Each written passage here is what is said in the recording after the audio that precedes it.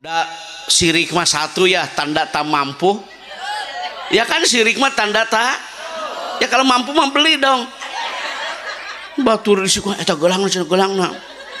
Cek nu risiko teh lain emas, lain. Keun bae rek emas rek lain ge keun bae keurna ieu nya. Mah kudu pusing. Ah, jelema ayeuna mah kitu loba jelema nu gering mikiran batur we. Tetangga meuli Pajero, manehna meuli Panadol, leng. Pusing mendadak dia mah. Orang lain naik mobil baru ya, dia mah naik ambulan desa. Stres dia mah.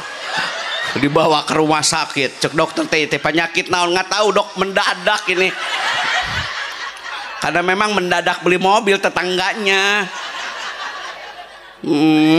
Gitu-gitu amat. Orang lain beli kulkas dia masuk angin. Ih, dikerok sama suami teh kagak merah, kagak gambar kulkas. Udah zikir ya, zik.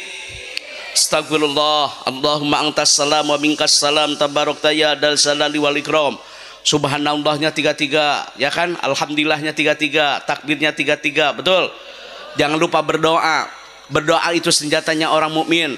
Hei, berdoa itu sumsum intisari ibadah, betul nggak?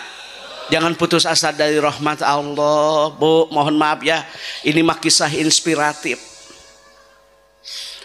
Ada seorang ibu yang tidak bisa membaca dan menulis. Demi Allah saya sampaikan ini nyata. Ibunya pedagang gula.